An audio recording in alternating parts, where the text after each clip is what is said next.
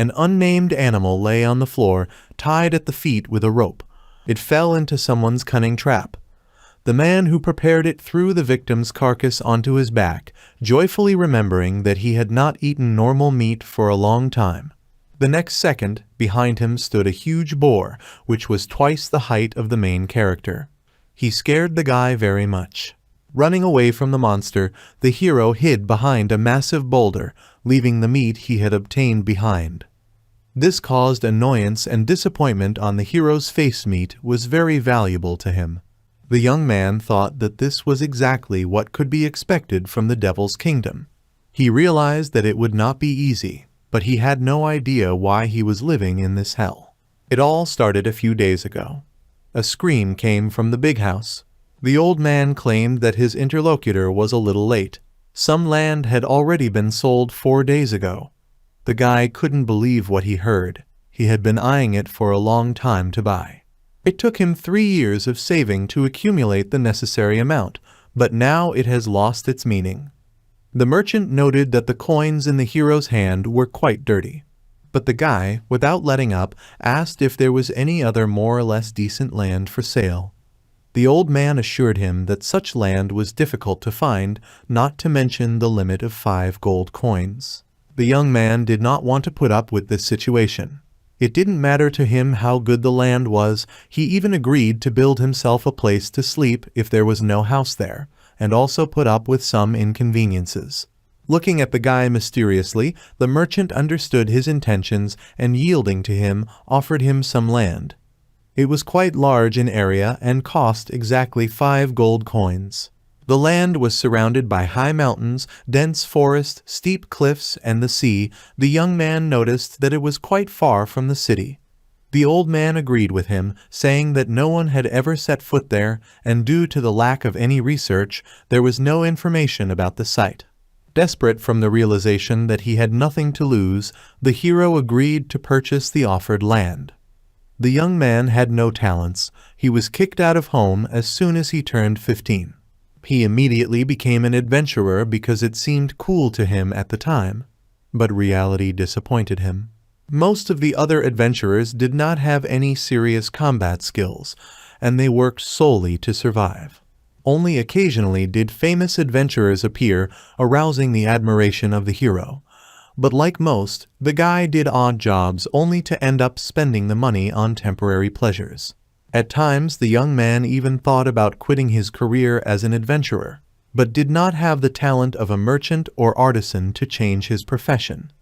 This could only lead to worse actions. After such reasoning, the hero remembered that even if he was not good as an adventurer, he was still the son of a farmer who only lacked his land. 3 years later, he managed to save 5 coins, and with this money he gained the confidence to purchase land and even some things. He enthusiastically entered a new stage of his life. After some time, the hero was walking across the field when he was stopped. Soldiers from the Kingdom of Estonia reminded him that in the direction he was going, there was nothing except their training base. But the guy said that he bought land there, quite surprising the soldiers because this was the unexplored territory of the demonic kingdom. One of the warriors requested the adventurer card from the young man for verification.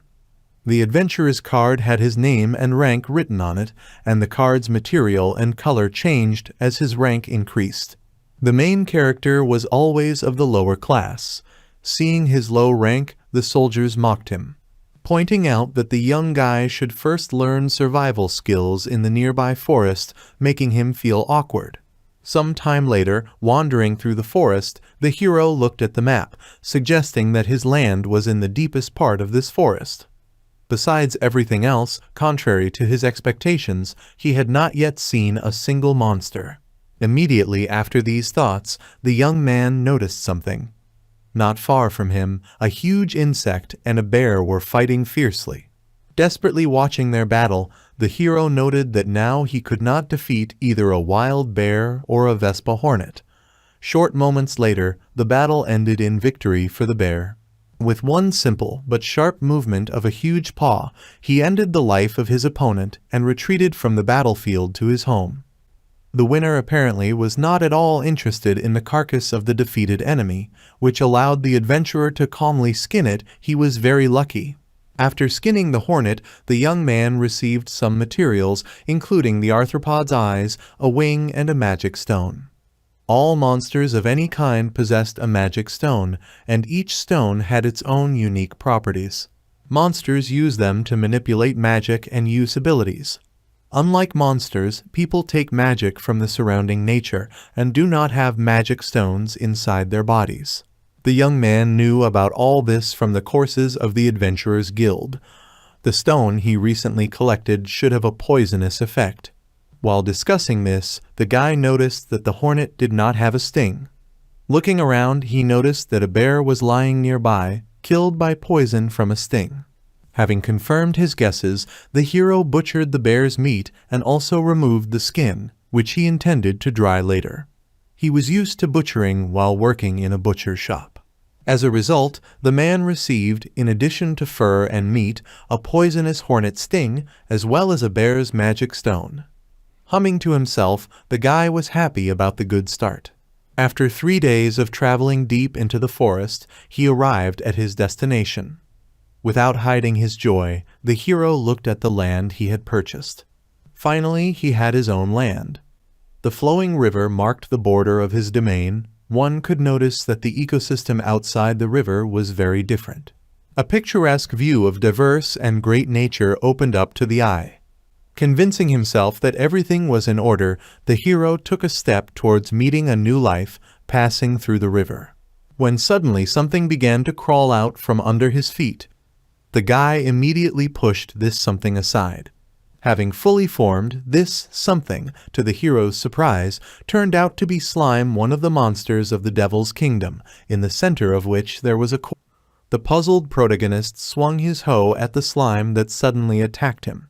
Her last attack hit the guy and drained his magic, which is why he risked fainting from magical exhaustion. Remembering that to defeat the slime it was only necessary to destroy the core in the very center of the monster, the young man prepared to strike, while intending to maintain his distance. But having made a blow, the hero did not even bother to look where exactly he was hitting, which is why his hoe not only missed the core, but was also completely dissolved. Cursing what was happening, the hero threw the skin he had recently obtained into the mucus, and armed with a dagger, began to attack the monster with greater fury. Despite the disorder, there were enough attacks that they still touched the core, thereby destroying the monster, but mucus splashed out of the holes formed in the skin, dousing the young man. While the monster slowly evaporated under the bear's skin, the guy spat out the mucus that fell on him, rejoicing at his first victory. But the victory was not easy, because the whole skin of a wild bear was wasted absolutely in vain. It seemed very unprofitable to the hero, even despite receiving the magic mucus stone. After briefly catching his breath, the young man urged himself not to be upset, and thought that he should set up camp before darkness came. Some time later, walking through the same forest, the guy reasoned that he could build an impromptu tent if he had branches and leaves. Among other things, he noticed that in this forest there were plants that he had seen for the first time. One such plant was the palm leaf, which released a slimy liquid when cut. Another was the bengrass, whose plant-like mouth collapsed as it approached, and another was the butterbur, which leaked water. After some time, the hero noticed a huge flower field in the middle of the jungle. This could not but cause him genuine surprise. But the field turned out to be far from being as simple as it might seem at first glance. Among the fragrant flowers, there were bones and skulls of monsters. This place caused great concern in the guy, but he remembered that he first needed to set up camp, so the young man decided that he would deal with this mysterious field a little later. A couple of moments later, a starry night fell on the forest, and a guy sat near a makeshift tent under the crackling fire. Reflecting on the past, the young man noted that he was very hungry. He was lucky to take bear meat with him. The hero, remembering the difficult plants and animals of this forest, decided to start research the next day to understand what to do next, but for now he was going to enjoy the fried meat. At that moment, a hidden predator was approaching him from behind. The young man, noticing him, stared at the eyes sparkling in the darkness of the night, directed clearly at himself. Noticing the size of the monster's eyes, the hero assumed that they belonged to a green tiger, another inhabitant of the lands of the demonic kingdom, who was slowly creeping towards potential prey. It was no coincidence that the guy remembered that during the courses for adventurers, they were specially taught that when meeting this tiger, being unarmed, you need to be prepared to lose your life. In the face of danger, the hero, full of readiness to act, extended his hand to the bag lying on the floor. Taking out the sting of a huge bee, he stuck it into the meat, thereby poisoning it. It was this dish that he planned to have for dinner, but he threw the poisoned piece of meat towards the tiger, thereby hoping to poison his enemy as well. But living in the demonic forest, the first thing the tiger sniffed at was the meat, and the next second it turned back towards the young man, growling hostilely. The guy realized that his past actions had no effect on the situation, guessing that the tiger preferred fresh meat. Not even half a minute had passed since the onset of the tense atmosphere, when the hero, taking an axe, began to run, quickly being overtaken by the beast. Realizing that he was quickly being overtaken, the young man, running past the palm leaf bushes, began to swing an axe and cut them, which led to the release of a certain amount of slimy liquid. Meanwhile, the tiger was already literally a meter from the guy's body. Almost biting him on the back, the monster stepped with one of its paws on the liquid, released by the recently cut bush. The animal, clearly not expecting this, slipped and fell on its back, giving the fleeing hero a sufficient head start, which he was obviously happy about. Being in some kind of stupor, the tiger could only helplessly look at the back of the rapidly retreating young man and growl after him. After some time, the guy tried to catch his breath from being on the verge of death. He did not expect such intensity and danger in his new life, seeing no hope for the future if he continued in the same spirit. Cursing at what had just happened to him, the hero, listening to the sounds around, realized that the beast had again set out for his soul and was already approaching. Confident that this battle would not be a win for him, and also feeling the growing danger, the young man rushed to flee from the demonic forest, thinking that he should return to the village and start all over again. But the next second, stopping in place, the hero seriously considered the possibility of starting all over again, realizing that this option probably would not suit him. He remembered his past experience, when successful adventurers did not value single amateurs, and the work of an adventurer was generally very boring. Even the girls pointed out how long he had been stuck in one small town. These memories evoked only negative emotions on the guy's face. He understood that running away would not change anything in his life and this situation. Having pulled himself together, the young man realized that, having crossed the threshold of a new stage of life, he had no choice to escape and return to what was he only had life here, in this wasteland. After some time, having taken the necessary position on the branch of a tall tree, the hero loudly called out to the tiger prowling not far from him. Hearing loud screams, the animal headed in their direction, and on the way he saw raw meat lying alone among the flowers, which did not belong to anyone. It immediately attracted the tiger's attention. But suspecting something, the monster turned around to analyze the situation again. He quickly saw the hero, but did not notice that he himself was in the middle of a huge flower field. Noticing the guy sitting on a branch, the animal growled fiercely. While the tiger stood right under the base of the tree, the hero hoped that his idea would be correct, the only way he could survive this difficult battle. A moment later, the monster jumped, attacking the young man despite the fact that he boldly looked into the face of the enemy, holding an axe ready in his hands. But fortunately for the man, the tiger missed, jumping past the branch. After its unsuccessful attack, the beast fell, already unconscious, with its eyes rolled up. The landing happened to be right on the flowers, the petals of which were noisily raised up by the body. The hero, grinning joyfully, saw the tiger sleeping sweetly with his tongue falling out of his mouth. Having confirmed his guesses, the guy was glad that he was able to survive. This field of flowers was actually a natural trap. The white flowers had a strong hypnotic effect. The young man jumped from the tree and, placing a piece of cloth on his respiratory tract, began to skin the motionless carcass while trying not to inhale the pollen of the flowers. In addition to the victory, the guy received green tiger meat, as well as a magic stone with an effect definitely unknown to him. Some time later, in the darkness of midnight, a fire was smoking. The hero was almost dying of hunger because during the whole day he did not even have time to taste the bear meat, which he then planned to eat due to a very dangerous incident that he could not influence. After frying the newly obtained green tiger meat, the young man came to the simple conclusion that it tasted simply disgusting. Dreaming of delicious food, the guy lay down on a makeshift mat. Despite how difficult it was to live in this region, he planned to do everything possible to hold out at least a little longer. After all, this place was his personal hell. A modern Japanese city, crowds of people leisurely going about their business. The main character wonders where he is and what is happening around him, noticing a huge number of people. The next thing he sees is the computer screen that is turned off. The young man cannot understand where he ended up, while the hand of his black silhouette reached out to the screen. The next moment, the guy woke up from his sleep with saliva running down his chin. Standing up abruptly, he fully realized that he was sleeping in his makeshift tent in the middle of a demonic forest. Coming out of the tent, the hero recalled his strange dream. He had dreamed about him countless times since childhood. Stretching awake, the guy thought about the meaning of his dream. But the next second he saw how his bag was unashamedly being eaten away by the mucus. Reacting quickly, the young man grabbed an axe lying nearby and destroyed the monster's core with one blow.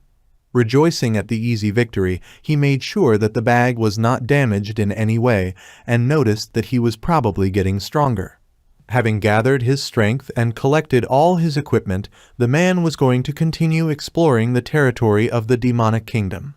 Walking through the forest, he thought that since this was his land, he should at least know what and where was within its borders. After some time, walking through the forest, the hero came across a monster with a human upper body and a snake lower body, around which insects flew for some time. Remembering that these monsters are called lamia, the guy was convinced that she was not alive. While pondering the fact that lamia are usually quite strong, he noticed something sticking out of her mouth.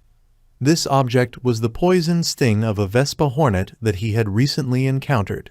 Then the young man remembered that this happened because of the meat he had previously thrown at the green tiger, which he pierced with a poisonous needle. Whatever you say, he was lucky once again. He extracted the corresponding magic stone from Lamia's body. This time, the man wanted to go deeper into the area beyond the territory of the Suiming grass field. With these thoughts, he continued his further exploration of the demonic realm. After some time of walking, he came across unusual mushrooms, immediately causing the guy to think about their edibility. But he hastily discarded them in this hell. Even something that looks harmless could turn out to be dangerous. A few moments later, he deftly caught a green rat and called it a forest rat, and then threw the animal accurately, hitting the cluster of mushrooms found earlier. Having jumped to the side after hitting the mushrooms, the rat immediately fell into a cloud of spores unknown to the hero, sprayed with mushrooms. Immediately after interacting with them, the rat experienced shock and did not move again. The spores had a paralyzing effect, once again confirming the danger of life in this zone, where even mushrooms were a natural trap. After the hero once again thought about the meaning of the very concept of a trap, some bright idea came to his mind. Some time later, the man was busily digging something in the ground using a wooden board. It was the trap that was the way he needed to survive in this forest without proper combat training. Looking confidently into the future through the sweat of labor, the young man was determined to survive in this hell, and after just a few tens of minutes he finished digging the hole. After that, he put white suman flowers and poisonous mushrooms into it, and carefully covered the pit itself with light leaves of bushes. When night fell, the hero was exhausted and very hungry, having no food, including even meat. He lay in his tent, refusing to move anywhere, in the hope that the next day would please him with a big catch. Morning came, the sun's rays barely made their way through the thick foliage of the trees. The awakened hero crawled out of the tent to check what was happening around. To the man's great surprise, a huge boar burrowed into the trap.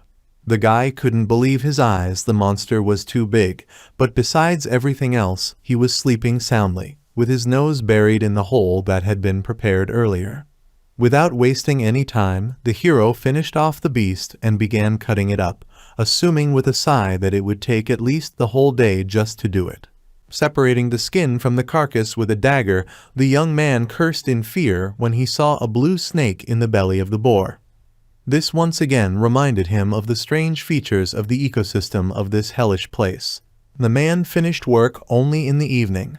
From a huge beast, he received, among other things, its fangs, fur, a huge amount of meat, and the corresponding magic stone. Some time later, a fire was smoking in the darkness of the night. It was a hero who fried meat, anticipating its pleasant taste from the aroma alone, remembering that he was eating meat for the first time in a long time.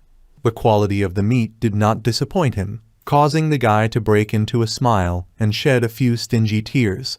During dinner, the guy paid attention to his tools. Both the axe and the knife quickly became dull and were now completely unsuitable for further use.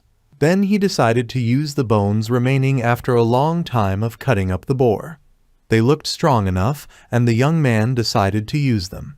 After some manipulations like making an approximate shape with improvised objects, something like a bone saber was obtained. Despite the somewhat heavy weight of the weapon, it surprisingly turned out to be quite easy to handle. The next creation of the young man was a simple axe made of tree resin. The hero poured it into a clay mold prepared in advance, planning that when it hardened, it would become as hard as if it were a stone. The manufacturing process produced an axe made from tree resin and a sword made from boar bone, which now lay quietly next to each other. Having finally finished, the guy noticed that morning had already come in the forest. The man was so passionate about making two weapons that he didn't even feel tired after that. Daytime became another motivation for action, which is why the young man decided to prepare another trap next to his tent. Having finished after a couple of tens of minutes, the man noticed that this time he completed the task much faster than last time. He couldn't help but think that he was getting stronger, but he couldn't figure out exactly how. He could just be gaining experience, or it could be the influence of the meat here. One way or another, the reasons were unknown to the guy. But he was glad of these changes, because before he could not even become even a little stronger, despite all his hopes and efforts.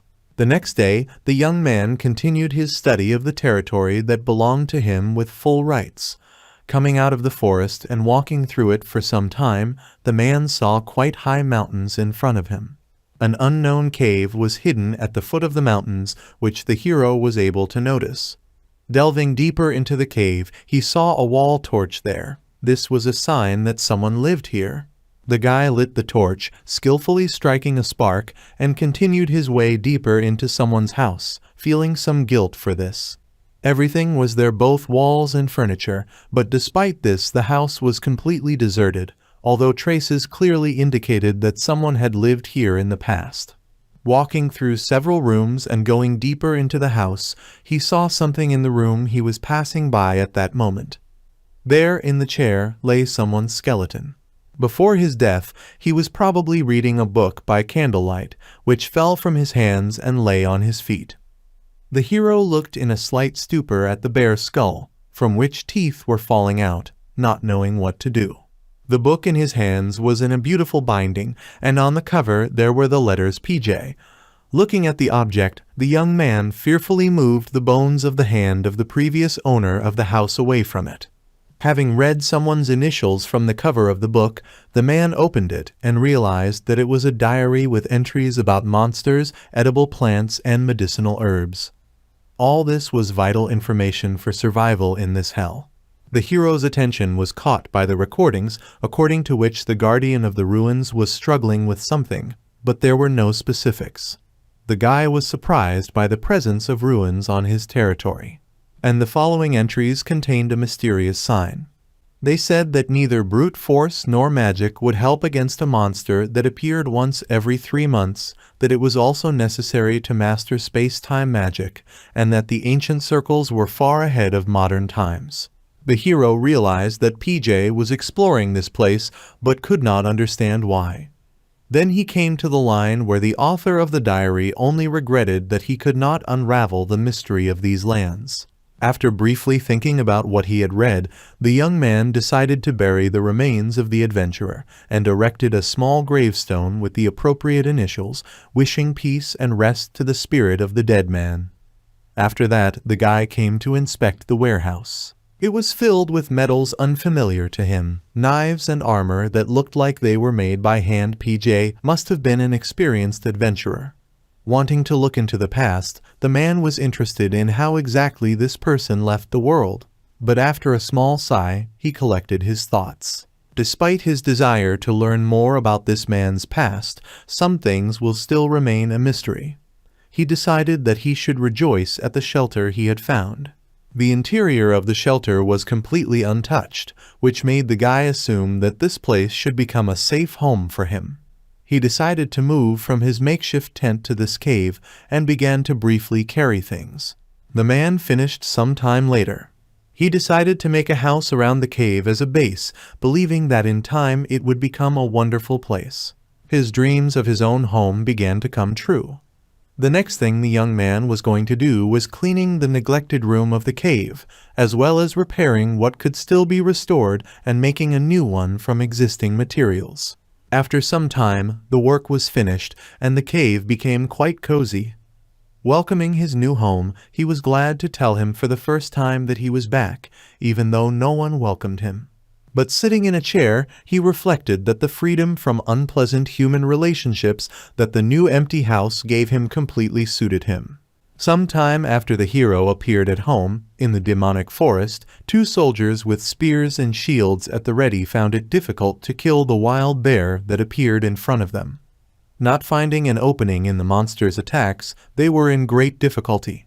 The warriors understood that if they didn't get rid of him now, he would go out to ordinary people, so they had no other choice. At this difficult moment, a leaf fell from the tree, and with it, as if from the sky, the main character in a cape with a cloak and hood landed between the soldiers. Seeing that the soldiers had some problems, he offered them his help. The soldiers could not understand who the man who suddenly appeared was. Claiming that the wild bear was actually not that strong in the devil realm, he said that he would deal with it himself. The guy dodged the sweeping attacks of the aggressively growling bear with absolute ease. He followed the wide swings and also, avoiding the strong skull, aimed at the soft places. Leaping from a nearby tree, he swiftly attacked the bear's neck with one deft movement of his boar-bone sword. The amazed soldiers froze in surprise. Interrupting their stupor, the young man turned to one of them, wondering if they were from the training camp. To the soldier's questions about himself, he answered that he lived nearby. The guy was also interested in wheat or vegetable seeds. He was not against exchanging them for monster meat or magic stones. After one of the soldiers confirmed that there were some seeds in the camp, the hero hurried them on their way. He also wanted to exchange some materials for coal and paper, if possible. After some time, he received everything he wanted: seeds, paper, and coal. The young man was beginning to get used to life in the demonic kingdom, but he knew that there were still many places where he was not. He should have drawn a proper map. Remembering what recently happened, the guy thought about the reason why the soldiers looked so confused when they met. Assuming that the reason was his rapid increase in strength, he decided that it was probably natural when living in such conditions among powerful enemies. At this time, he passed by the river and saw his reflection in it. Being absorbed in the hunt, he did not notice that he had not washed for a long time. Perhaps the soldier was embarrassed by his dirty appearance. A couple of minutes later, the hero washed himself clean in the river and looked very well groomed. After this, he returned to his new home. Having bartered for vegetable seeds, he was finally able to start farming, for which he erected a fence and prepared for the large amount of work that needed to be done. Suddenly, some time later, strong vibrations swept across the earth. Their source was a huge turtle of unrealistic size relative to human height, each stomp of which shook everything around. She was heading straight towards the adventurer's cultivated field.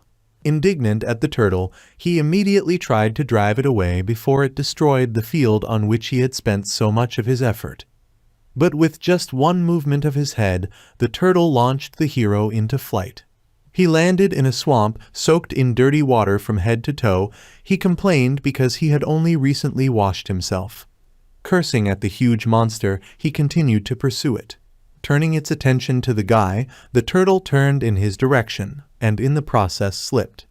Having fallen on her side in the process, she caused a wave to wash over the hero as he ran towards the beast.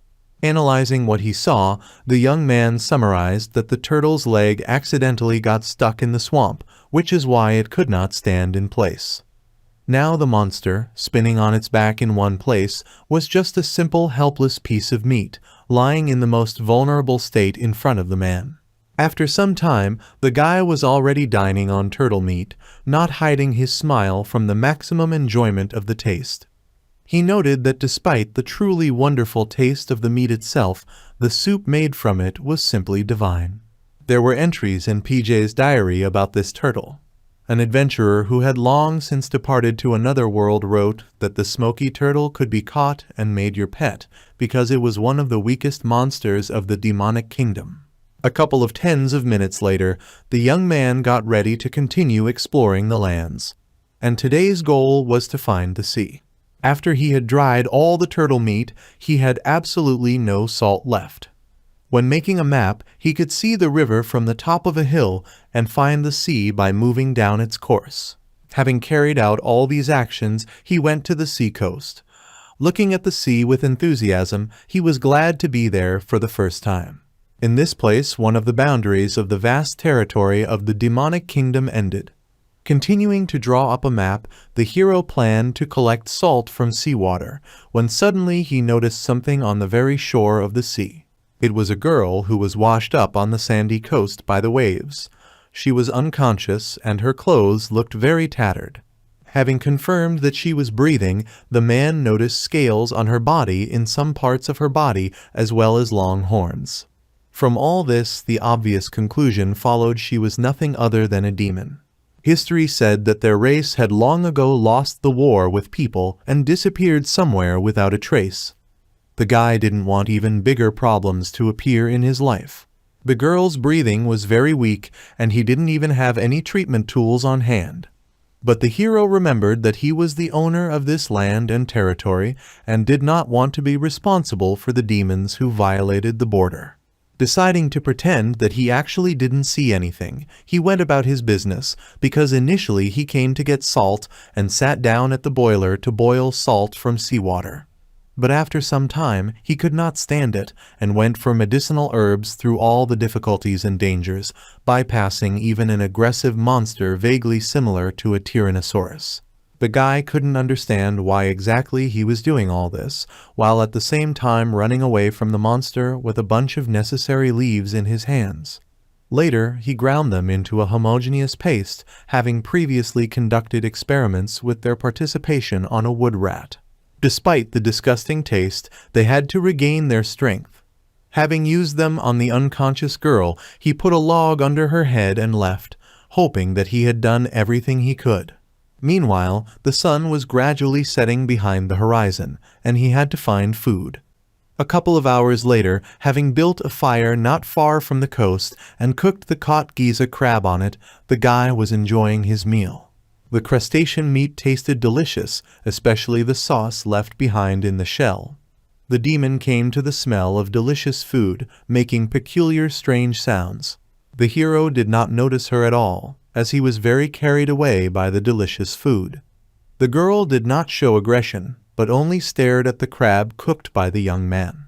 Recognizing her desire, the young man offered to share his food with her, which she could not but agree with, nodding her head. While gobbling up the food, the demon expressed absolute enjoyment of the food on her face, while the young man was tormented by vague doubts about this whole situation. He didn't know where the girl came from. but now she was on his land in the demonic kingdom. He asked her to leave his territory as soon as she finished the food offered. In response, she uttered words incomprehensible to him, leaving the hero in bewilderment. After which she, pointing her finger at him, called him Macchio. Despite the guy's indignation, she continued to call him that, which forced him to come to terms with it. He agreed that she would call him Macchio, and in response asked her what her name was, accompanied by some hand gestures. The girl pointed a finger at herself and called herself Till. Drooling from her mouth, she waved the remains of the crab claw, hinting that she wanted more. The young man tried to explain that there was nothing more left, while Till tried to understand his language. The hero wanted to find out from the girl the story of how she ended up here. After looking at him for a moment, she took a stick and began to draw something in the sand, reminding him that this type of communication still existed. After fiddling around for a while, she called the guy to read what he had drawn. The surprised young man did not fully understand what the girl had drawn. But one thing was clear: at some point there was a conflict between the demons, and Till fled from her homeland. Some time later, the man continued to boil seawater, for which he came to the sea coast. He explained to his new girlfriend that he was doing this in order to get salt from the water. Then the girl easily conjured a large fireball, directing the fire towards the fire. The magic greatly surprised the young adventurer, who saw it quite rarely. He asked Till what she was doing when she turned on the fire, making it clear that she would look after him instead of the man. Having gone to bed, the hero thought that events were beginning to develop in a strange way. If the girl was going to continue to stay in the demonic realm, he should have asked to be taught how to use magic. The night has passed. In the morning, the young man was awakened by the bright rays of the sun. Till slept sweetly in his arms, making it clear that she was not at least a little bit of an exemplary patrolman. To his surprise, having found a ready-made pile of salt in the cauldron, the man thought that working together would be much more effective. He woke up the girl, getting ready to go home, and asked the still sleepy Till to follow him. The guy allowed her to stay in his house until they built a boat to return the young demon back to his homeland. Inspired, the girl joyfully galloped after the hero, looking forward to life in a new home. Some time later, walking through the forest, Till became tired and out of breath, and the next moment she was barely defending herself from the suddenly appearing mucus. The guy couldn't help but comment on how weak the girl was. She reminded him of himself when he had just appeared in the demonic realm. After a couple of tens of minutes, they finally arrived at the treasured cave. Looking at the well-groomed and decorated, albeit simple interior, the girl admired it, her eyes sparkling.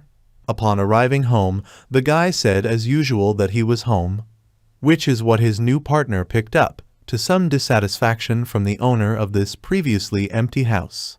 The young man conducted a short survey of his cave. There was a stove in which he baked bread, a forest rat on which he conducted experiments, and even a warehouse with high-ranking things from the previous owner of the house. After walking around the shelter, Till instantly fell asleep on the hero's bed, proving how tired she really was during the day. At this time, the guy was thinking about the sleeping demon. He brought her into the house, hoping that she would be useful. But despite everything else, this could become a serious problem. He could be arrested if they found out that he was hiding a demon. Staring at the sweetly dozing girl, the young man seriously considered these thoughts. He still believed that she should leave. He preferred a lonely life in the demonic realm. Deciding that he didn't have to wait for the morning, he wanted to wake up Till and explain everything to her.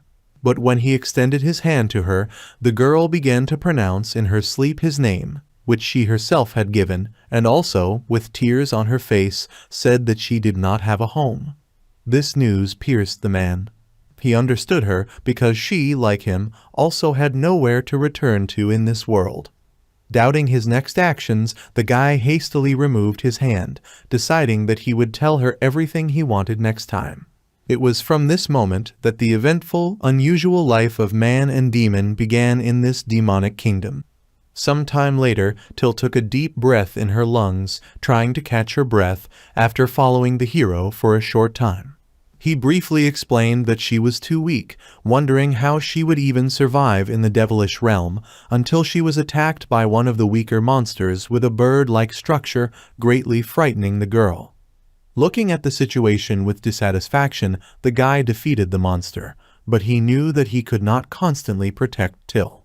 Assuming that nothing else could be done, the young man decided to begin training the demon. While Till was trying to understand the new word, the hero had already come up with the first training session. The girl had to catch as many forest rats as possible.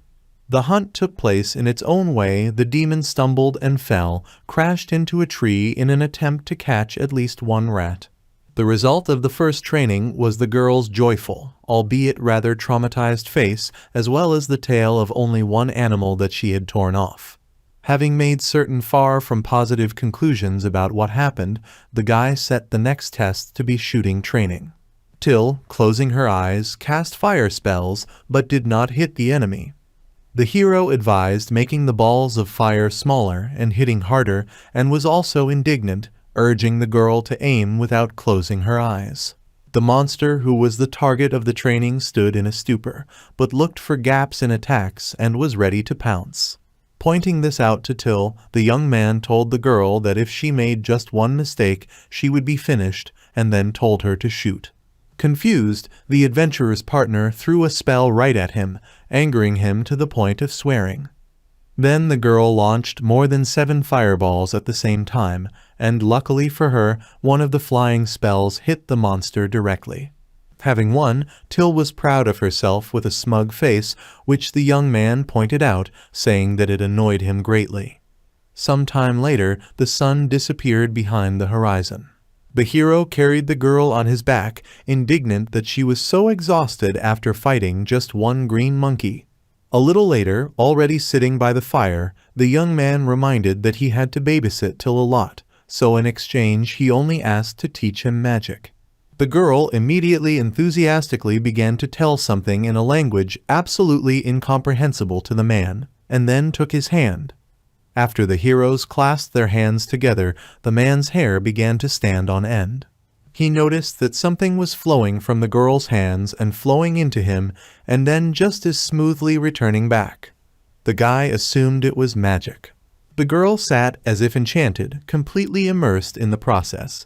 Small particles of magic flew around her while the hero felt a little strange. The next second the girl emerged from her unconscious immersion in the process, and very surprised, she began to swear in an incomprehensible language at the man, while gesticulating vigorously until he could not understand what had happened. Indignant, Till even hit the mushrooms, which immediately spat poison at her in response. Some time later, the girl began to draw a picture in the sand. It showed that the guy had a lot of mana. The young man suggested that it was indeed wasteful to use it, but he couldn't figure out where he got the mana from. Maybe it was because he started living here in this demonic realm. Or he could use a little magic in battle, but just didn't realize it until now. The next minute he suggested trying household magic.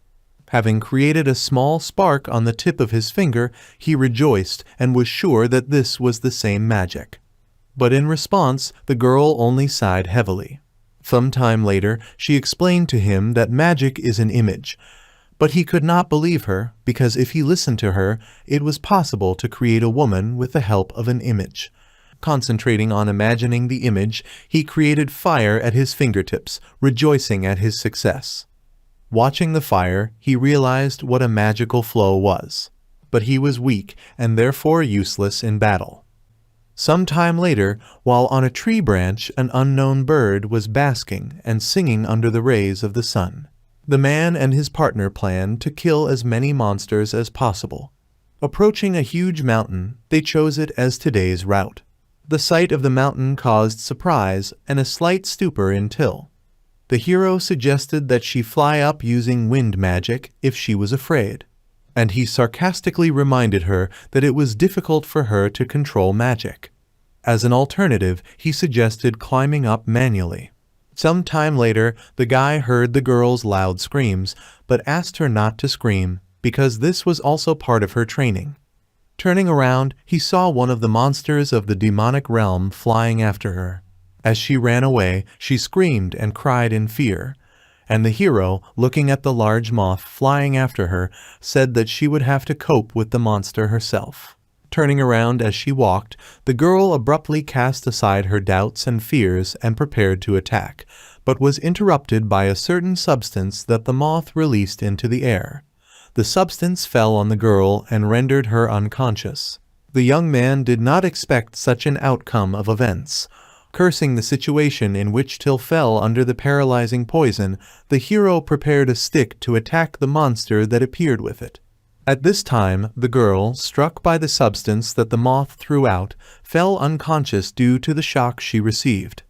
After its attack, the monster, spreading its wings, flew away in the other direction. But at that moment a stick thrown by the guy flew at it, which hit him directly in the head and instantly killed the monster. Having won with one throw, the hero was a little indignant about the whole situation, and then approached Till, who was lying on the floor without moving, and asked if she was okay.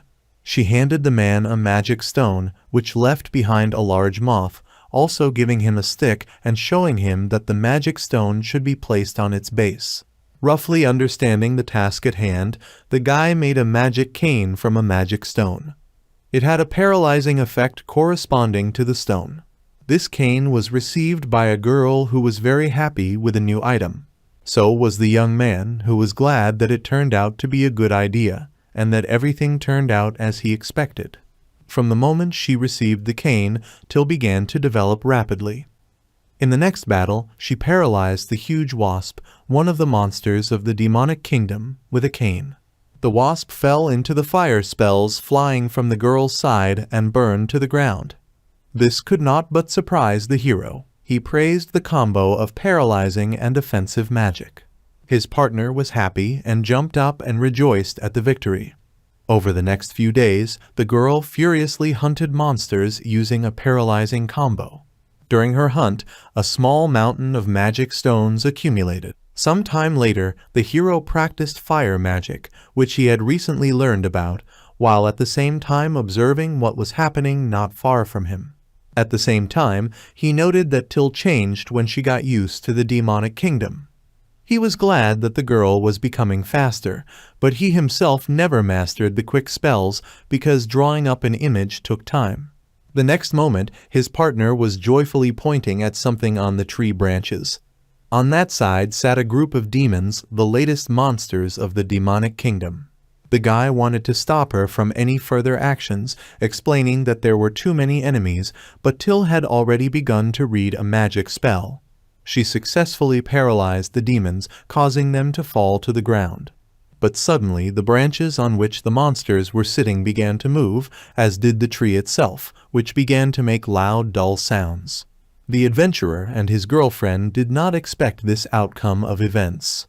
The huge monster was 50 times taller and larger than themselves. In front of them was Trent, one of the strongest monsters of the demonic kingdom that the guy had ever met. Realizing the danger, the girl immediately reacted and began to read spells in her demonic language. The spell hit the monster directly but did not cause any damage to it. Clearly seeing what was happening, the man, realizing that this enemy was too tough for them, grabbed the girl and quickly ran away from the tree. Not wanting to miss those who disturbed his sleep, Trent attacked them with his branches. Several times some attacks almost reached the fleeing people.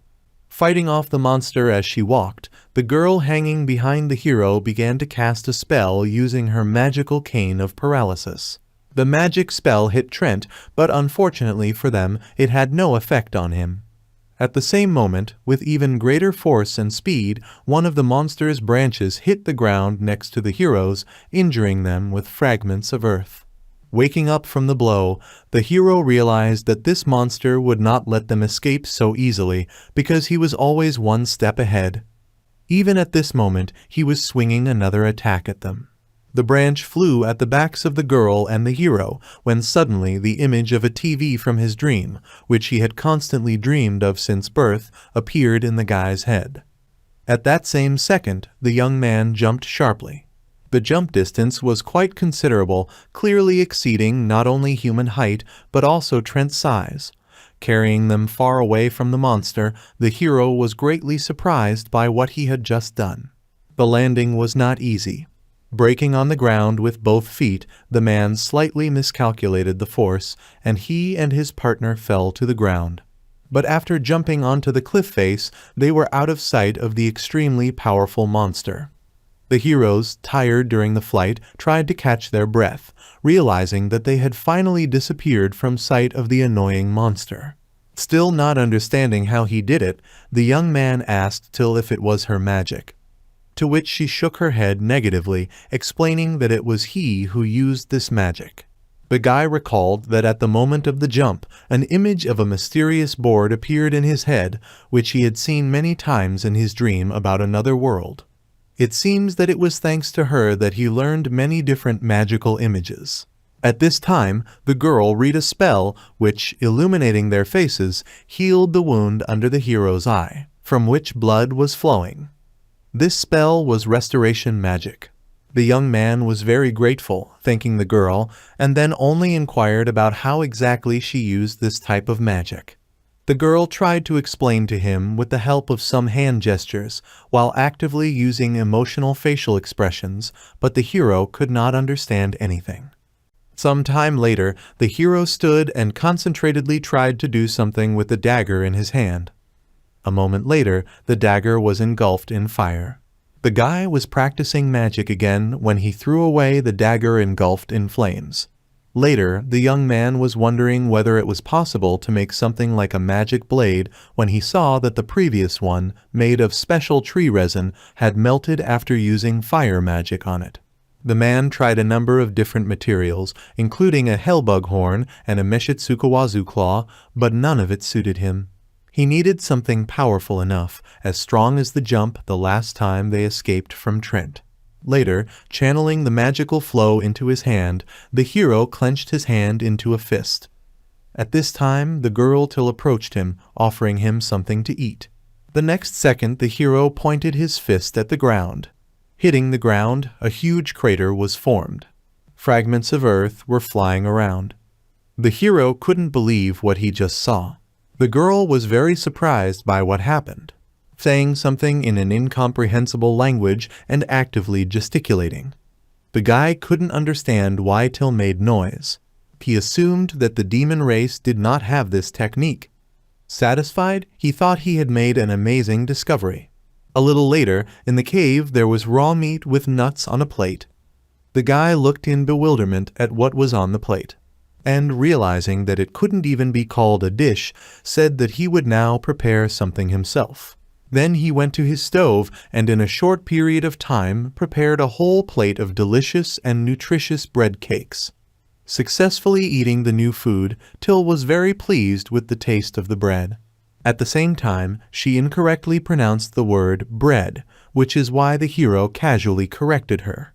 He was glad she liked it, but he had a lot of work to do. He needed to make a map, and he could use an extra pair of hands. But he understood that one day he would have to send his partner home. After some time, standing in the forest, a man holding an axe in his hands said that they needed to cut down the forests and build a boat so that the girl could return home whenever she wanted. Of course, Till was happy about this. After a couple of minutes, having made one small cut on one tree, the hero came to the conclusion that they were wasting a lot of time. He theorized that if he had a normal weapon, he could use it as a magic sword. This thought reminded him of something.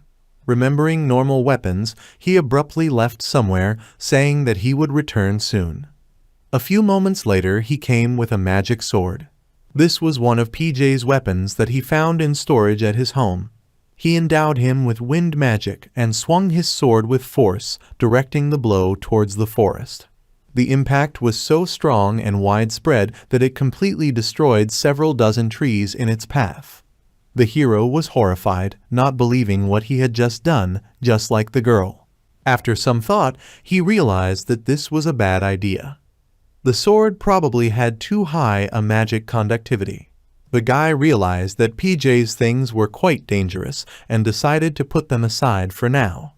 According to the hero, the wood he chopped was extremely enough to make a boat.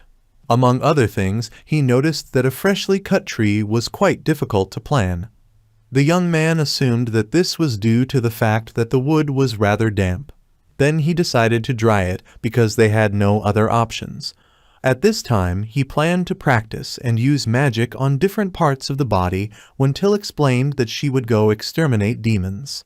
The man could only wish to be more careful. After some time, the sun began to set below the horizon.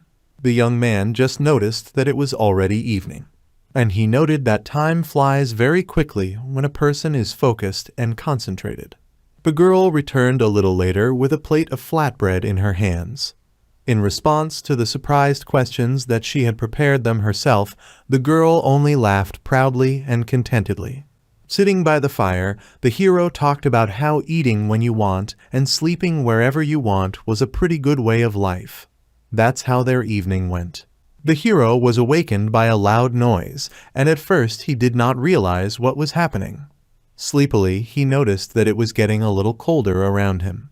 When the guy opened the head completely and saw what was really happening, he realized that he was several hundred meters above the ground in the claws of some monster blown by powerful wind currents at such a height. The man and his sleeping partner were grabbed by the monsters and dragged away like prey. He swore loudly, very surprised at what was happening at that moment. These monsters were wyverns, a flying type of monster from the devil realm. The young man, finding himself in such a situation, was in no hurry and judiciously decided that they should break out of captivity a little later, when they went down a little lower. But his plans were disrupted by a sharp fiery explosion that followed from the other side of him. It was Till who had just woken up and shot fire at the wyvern holding her. Having come to terms with what had happened without being particularly surprised by it, the hero realized that the girl had left him no choice and, taking out a dagger, plunged it into the paw of the monster carrying him. He screamed furiously and relaxed his grip, as a result of which the hero quickly went into free fall. Falling, he approached one of the monsters flying in the flock and, clenching his fist and also using earth magic on it, hit the monster with force in the jaw, knocking out half of its teeth. Having climbed onto the back of the wyvern, the man chose to attack its head as his next target, on which he brought down his fist with some elements of magic involved. By breaking through the monster's skull, it caused it to fall uncontrollably and helplessly. And he, seeing the sharp rocks under his feet, directed the magic of the wind into his feet to make the landing soft. Pushing off the body of the falling wyvern, he landed neatly on the ground. At that moment, he decided to see what was happening at Till's place. She used water magic to create a bubble of water to kill the monster. The hero could not help but praise the girl for this resourceful idea, but she herself also swallowed water, being in the same trap with the monster. The guy pumped the girl out of the water and brought her to consciousness. While she was trying to wake up, the young man looked around the landing, trying to understand where they ended up. At that moment, the sun set behind the horizon, heralding the beginning of the night, and they, on top of everything else, were surrounded by a deserted desert, where there was not a single tree.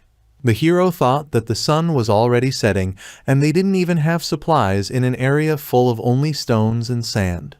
Added to all this was the storm that began at that moment, and they decided to stay in this desert for the night. As the night wore on, the girl developed a fever, her face turned red, and she started snot. The man analyzed her condition and found out that she had a high fever, suggesting that she had a cold. The young man thought that he would not be able to find any medicine in this area and wondered what he should do in this difficult situation. At that moment, he remembered that maybe he could find something in BJ's diary. After which, while reading, he noticed that the effect of the magic stone of the demons they had recently seen was a cure for colds. Remembering that they had seen demons sitting on the branches of Trent, he realized that it was somewhere in a swampy area, which was far to the north from this place. A couple of tens of minutes later, the guy made a small canopy from a wyvern wing for Till, who was lying unconscious from illness. He just asked her to be patient for a while until he returned. and the next moment he channeled a certain amount of magic into his legs and, using normal running, went for the magic stone necessary to treat a cold. He ran through the entire desert, through the forest, and finally reached the swamp. A little later, noticing the scales, he quickly attacked them, and he tried to find the magic stone in their bodies as quickly as he could. But still, Trent interrupted him at the wrong time, once again making loud, muffled sounds. In the face of danger in the form of a wooden monster, the man was only slightly dissatisfied. At that moment, a swift attack from the monster followed with a branch, from which the hero was forced to dodge, and immediately after successfully avoiding the attack, the man, using magic on his leg, broke the branch that had recently attacked him. In addition to all this, he, having also filled his hand with magic, forcefully smashed a couple more branches with his fist, threatening the monster and demanding not to interfere with his goals. But Trent did not give up, and noisily attacked the guy with even greater speed than before. Having successfully dodged all the attacks except one, which grazed his cheek, he attacked back with even greater force, defeating the monster. Some time later, having once again crossed the desert, he returned to his partner, who was still lying under the canopy with intense heat. But despite this, she noticed his arrival. The young man who returned was sweating profusely, but had only a small wound. The girl was glad to see him, although she could not clearly show it at the moment due to the fact that she had come down with an illness. First of all, the guy handed her a magic stone. Having absorbed it, a strange black gas began to emerge from Till's body. The hero assumed that it was a cold. The next second the fever subsided, and the girl looked quite healthy. Having recovered from her cold, she looked at the guy with great gratitude in her eyes, while he tried to make sure that she had recovered. He assumed that the illness had passed when the girl calmly leaned on his shoulder, joyfully pronouncing his name. While watching the sunset, the adventurer and his demonic partner talked peacefully. The man asked not to stick to him, noting that her horns touched his wounds in response to the close contact shown by the girl. At the same time, on the border of the demonic kingdom, a small group of 4 people, among whom was a well-trained man with an axe in his hands, a magician with a staff, and 2 girls. One of the girls was dressed nobly and richly and looked at the demonic forest, which she saw for the first time, with determination and courage in her eyes. Some time later, Ade, the hero, stretching his body, decided to work in the field. He thought about creating an irrigation system at that moment when Till interrupted his thought and called him, pointing somewhere to the side, saying that there were people there. It was a small group of 7 adventurers. They were at the foot of the mountain on which a man and a girl were currently standing. Till was talking about what they should do now. Answering her question, the guy said that they would wait a little and then see what to do next. At this time, a group of people attacked the slime. Gathering together, they planned to attack the core using magic as bait. But at the same moment, one of the group members grabbed the slime, blocking its movement. One of the men was amazed at what kind of monsters lived in this devilish forest, and why even the mucus was so strong. A little later, a monster in the form of a huge snake attacked them, snatching one of the group with its tail and threatening to devour it. The hero watched the adventurers' unsuccessful attempts to kill the monster. He was disappointed, and even the girl who was watching with him yawned from watching what was happening. Thinking that the group of people were made up of idiots, he watched as they used fire magic as a distraction. But there was no point, because they could not penetrate the core. Some time later, they won with great difficulty, but were completely exhausted, and on top of that, half of their party lost all their mana reserves.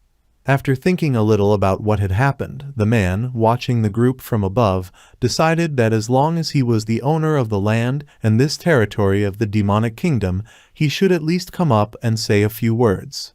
Having descended from the mountain, the hero approached the people and asked what they were doing here. One of their warriors did not expect to see a person in these lands at all.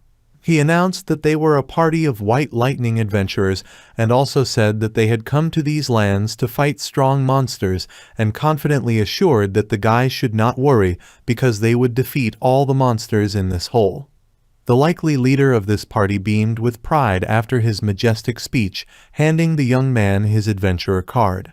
But he said that he didn't care at all, explaining that it was private property and demanded that he not walk here without permission. He didn't want anyone else to die in this territory. Completely dissatisfied with the words spoken, the party leader demanded to watch his language, claiming that they were the strongest group in the city, and he argued that they could not die. But the man only recommended that they not go further, promising that they would be beaten. The next second, the group of adventurers and the guy noticed something. It was a small dragon of enormous size relative to human size. He frightened the adventurers very much, and they fled in horror under sarcastic remarks. While the hero looked after them, the girl who approached him pointed to something. An unconscious girl lay on the ground, one of the participants in the party that had escaped from the battlefield. Recognizing the priestess of the adventure team in the lying woman, the hero realized that new problems had once again fallen on his shoulders. While Till was asking what to do about it, the hero came up with an idea. They returned to the cave, and the hero said that he was just about to sell the accumulated materials at the training camp. The hero planned to go there and at the same time carry the woman recently found on the ground. After he voiced his plans, Till looked at him meaningfully and joyfully agreed to the hero's proposal to go together. He only asked her to cover the demon's horns and skin. Some time later, the hero prepared to go to a training camp and tied an unconscious woman to the back of his backpack, declaring his readiness. Channeling some magic into his legs, he and Till ran towards the camp. A couple of tens of minutes later, in the training camp, the warrior notices someone. It was the main character and his partner. He said that he came to trade. Remembering the man who lives in the demonic kingdom, he noticed a new face, his girlfriend. The guy said that Till is a little strange, but useful. With her, he can get even more materials. Further, while showing magical stones and materials, the young man also delivered the girl he found along the way, assuming that she was clearly one of the people in the training camp. The soldier at the training camp was a little surprised to see the girl. And some time later, in the hands of a camp warrior, there was a sword made of bone. He praised the quality of the sword, asking if it was handmade by a hero, noting that a bone blade for a single tiger was quite rare. The hero also added that he brought a cane made of a magic stone, which he tried to make. The soldier responded by saying that he didn't really understand this, but the materials were obviously good. The guy said that he wanted to buy tools for sewing, woodworking, an iron sword, and also some women's clothing. Also, if it were possible, he would not refuse the space-time spell book. His interlocutor was not sure that they would have such a book, and even if they did, it would probably be very expensive. Then the hero asked if it was possible to order it from the capital. The warrior said that an advance payment would be required and that many of these books turned out to be fakes. He suggested that it would be easier to go to the capital himself and buy there. The soldier agreed to order clothes and other materials and said that he could come to them in a week, which is what they agreed on. The next day, the hero got ready to set off to search for ruins and had already prepared his backpack and other things. From that day on, he decided to start looking for the ruins that were mentioned in PJ's diary, which he had found earlier. The adventurer and his partner went in search of treasure. However, the diary did not say where exactly the required ruins were located. Among other things, the hero remembered that he did not have a complete map of the demonic kingdom. Having opened its findings, he noted that in the west there is an entrance to the demonic kingdom, in the east there is a sea, and in the north there are mountains. After this, he decided to go south until supported his plans. Some time later, a young man and a girl ran through the demonic kingdom, passing various monsters. After a couple of tens of minutes, they left the forest and found themselves in the desert. They were clearly surprised by this, especially the hero, who could not understand how they, having left the forest, immediately ended up in the desert and assumed that there was probably nothing here. The hero did not understand how he could have made a mistake. At that moment, a strong vibration swept through the air, shaking everything around, including the guy with Till, and a huge, very long worm suddenly jumped out of the sand. The monster, which flew out of the ground at great speed, reached truly enormous sizes, hundreds of times greater than human height, greatly surprising the adventurer and his girlfriend with its appearance. Just as quickly as it appeared, the worm returned back to the ground, while the hero remembered that it was a monster called a sandworm.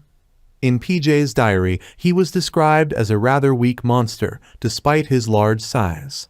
The guy couldn't help but be surprised that this monster was described in the diary as one of the weak ones. Turning back, the young man put magic into his sword and slashed at the monster's body. But this blow only slightly scratched the rather durable shell of the worm. Realizing that they could not defeat such a strong enemy, the guys fled. And a few minutes later, tired, the heroes rested. While the man was surprised that PJ called this worm weak, this again awakened his interest in the personality of the author. A little later, having already reached home, he looked into the diary, wanting to find out if there was any way described there on how to defeat this sandworm. And while the guy was reading the notes, Till silently devoured the prepared flatbread. Some time later, the young man finally found a way, noting that the diarist's weapon was different from the one he used. The diary also contained strange written symbols and some drawings. The hero noted that different magic circles were drawn in the diary and decided to try to make one similar. After he drew it, he sent magic into it, and an explosion of great power occurred in this circle. The next magic circle, the guy drew the next magic circle and sent magic into it, after which it cut the space, making a cut in the stone. The hero did not believe what he saw. If you look closely, the previous owner of the house had magic circles built in everywhere, only he specifically did it so that they looked invisible, and they were inscribed on daggers and swords and armor. This once again made the young man wonder who PJ was in the past. He had no doubt that he was an excellent magician, but he did not understand why this man chose to die here, in this house, alone. Expressing his bewilderment and misunderstanding of the situation out loud, he attracted the attention of the girl, who asked with interest about the man's mood. The next morning, the hero decided that PJ's sword could be used in the desert, but before the hike he decided to stock up on water. They came to the river, where the hero began to collect water. At that moment, Till drew his attention to a woman standing in the river who had recently fought with the rest of the escaped party of adventurers. Standing in the water, the priestess looked at the man, and the guy asked what this woman needed in his lands. She said that she had left White Lightning and introduced herself. Her name was Jennifer Volkov. The girl wanted to stay on his territory, which is what she asked her owner to do at that moment. The hero responded negatively to this request, flatly refusing her request, and returned to his occupation from which he had been interrupted. But the girl, although she was surprised by the immediate refusal, did not give up. She said that a healer could be useful in case of injury or illness, and in the past she was responsible for the costs of the material. By telling about this, she hoped that it would influence the guy's decision. But the young man stood his ground and, as he said earlier, refused. The priestess was no less stubborn. She didn't want to stay in the training camp again and ran away. The hero tried to imagine why she needed this at all. And after thinking a little, he expressed his assumption that she probably not only left the group's party of her own free will, but was mercilessly kicked out of there. The embarrassed priestess said it didn't matter. But the man pointed out that she was on his land, and he could not allow her to stay here without knowing the whole situation in the slightest detail. Still embarrassed, the girl remained silent for a while, and then said that her former comrades said that they no longer needed her. That's why she asked to be allowed to stay here, but the hero still didn't understand why she needed this, and why she couldn't just return to her homeland. In response, the girl said that she had no home, she was an orphan. In response, the guy only said that, be that as it may, she couldn't live here for people like her. This place was completely a real hell, and advised her to look for a better place.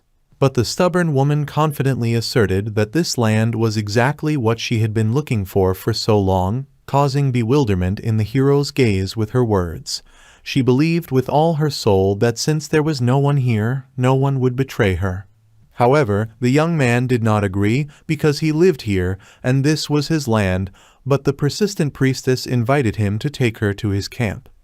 The guy warned that if Jennifer stayed, she would have to pay rent, and he would not tolerate her making a fuss about what she saw in the devil's realm. The girl agreed to these conditions, she had some money, and the group went to the shelter. In the process, the hero advised the priestess to beware of monsters, while she hummed something under her breath and followed him carefree. Having ignored the guy's advice, the girl a moment later was attacked by the mucus, which frightened the girl until she lost consciousness, which could not but be reflected in disappointment in the sarcastic words of the hero that he had warned about this. After some time, the young man sat in his house, reading his diary, and realized that he did not want the priestess to die and turn into a monster. He decided that it was better to leave her here for a while and then send her back. Suddenly, behind the door, behind the calmly reading man, some noises were heard.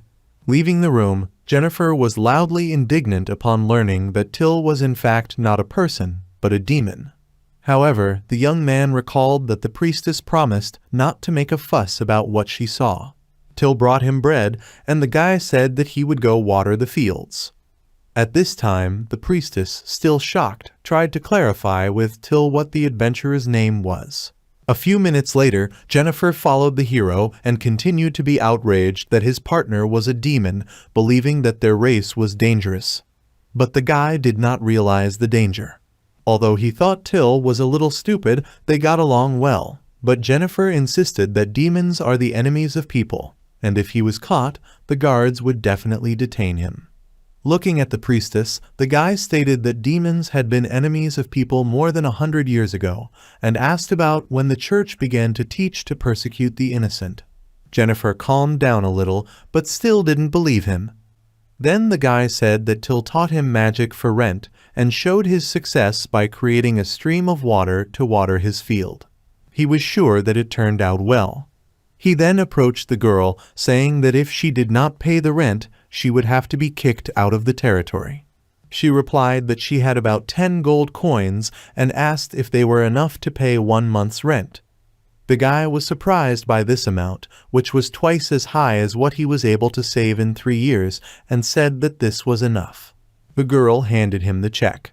Looking at it, the young man noticed that the check certainly did not look like gold. In response, the priestess argued that although it was not gold, the check was worth all 10 gold coins.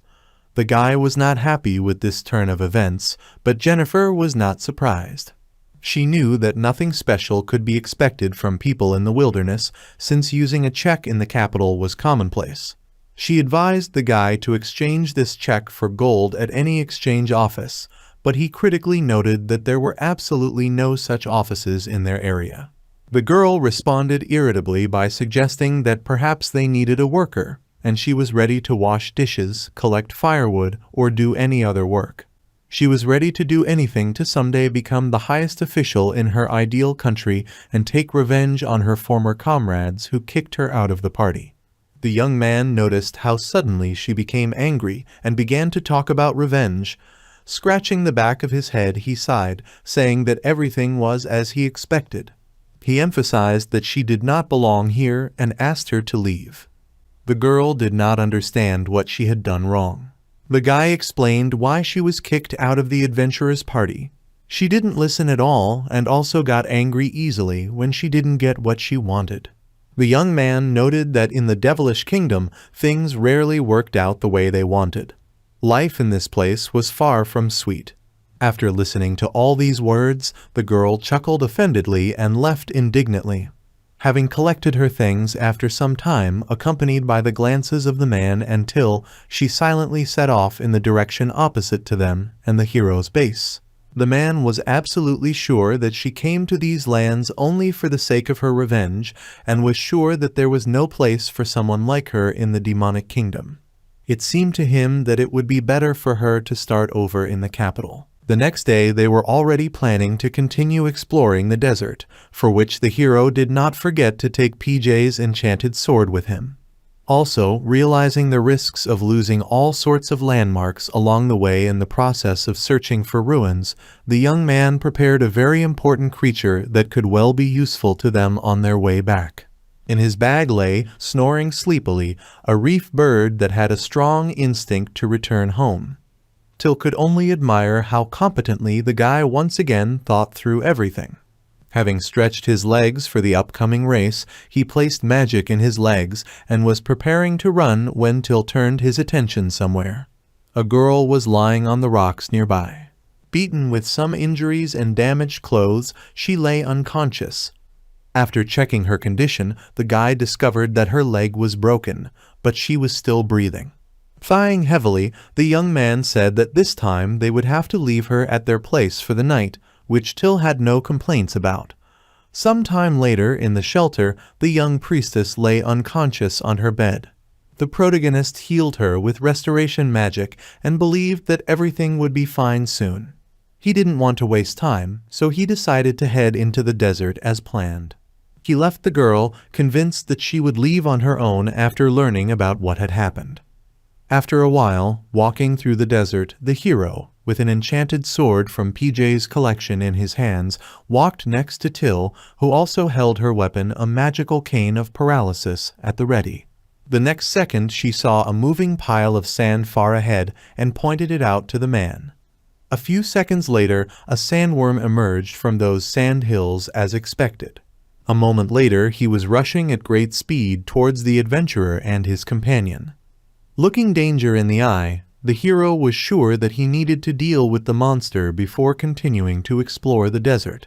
And confidently relying on PJ's enchanted sword, as well as using some magic on it, he swiftly attacked the worm, cutting it into pieces. The result of instant destruction surprised even him, but Till was even more shocked, who admitted that it was indeed very impressive. After looking at the corpse of the worm, the hero concluded that the sword was indeed quite powerful. And this time it became clear to him why PJ thought these sandworms were weaklings. According to the diary author's notes, the rest of the desert monsters were as weak as the last monster, which they easily defeated. The hero noted that the criteria that PJ chose were very interesting, and he was especially embarrassed by the note that you should never touch poisonous plants. At the same time, he did not notice any plants here in the desert. But putting the diary aside, he finally suggested continuing to research and search for the long-awaited ruins. Some time passed, and they were caught in a sandstorm, hiding behind a rock. At some point after the storm cleared, they saw some object in the sky. At first it was difficult to understand what it was, but later looking closer, they saw what appeared to be an island in the sky, which was tied to a chain that stretched to the very foundation of the earth. The hero immediately recognized it as the ruins from PJ's diary and suggested that they quickly go to the beginning of the chain. Approaching it, the man and his partner saw how huge the links in the chain were. They significantly exceeded human height, striking with their appearance alone. The hero could not even determine what material this chain consisted of. But standing in front of her, he, despite everything else, still offered to climb onto this island. After some time of climbing onto the chain, both men slowed down greatly, and the young man realized that it turned out to be much more difficult than it seemed at first glance. The man was sure that climbing the chain would not be as difficult as it actually turned out to be, because he had trained well in the demonic realm. Till was unable to use her magic. The guy realized that she was trying to use magic to help herself, but for some reason it was to no avail. With the help of magic, it was only possible to stick to the metal so as not to fall, but ultimately the magic began to absorb it. The hero was quickly running out of mana, even while he was just standing and thinking about who created this chain. It was a mystery they had to solve. There was very little left to the island. They already saw the end of the long chain, but they were almost exhausted. A little later, they finally climbed onto the island and, rejoicing in their victory, fell to the ground, completely drained of all their strength in this ordeal. Taking a slight breath, the hero looked around the island they had been climbing to for so long. It resembled a city, and although it seemed abandoned, it did not look like ruins. A little later, a company of a man and a demon walked through the streets. They saw houses, furniture in them, and all signs of cultural life, but at the same time there were no living creatures on the island. It seemed that all its inhabitants had disappeared. After walking for some time, they discovered a cemetery, where among the many graves the guy noticed one that stood out more than the others, with the inscription, "Here lies Peter Jefferson." This alerted the hero, which Till could not help but notice. The man thought that Peter, the diarist, was buried on this island. But if this was his grave, then the young man was completely unclear whose skeleton he had found in a cave in the demonic kingdom. Realizing that it was getting dark, he decided that they would have to spend the night on the island and continue to look for answers to their questions and clues to solving mysteries, of which there were even more. A little later, the guys hid in one of the abandoned houses. The guy was shaking from the cold, while Till was not worried about it at all. Noticing this, he asked permission to snuggle up to her to warm up. In response, the girl joyfully hugged him, while the young man shouted that this was not what he meant.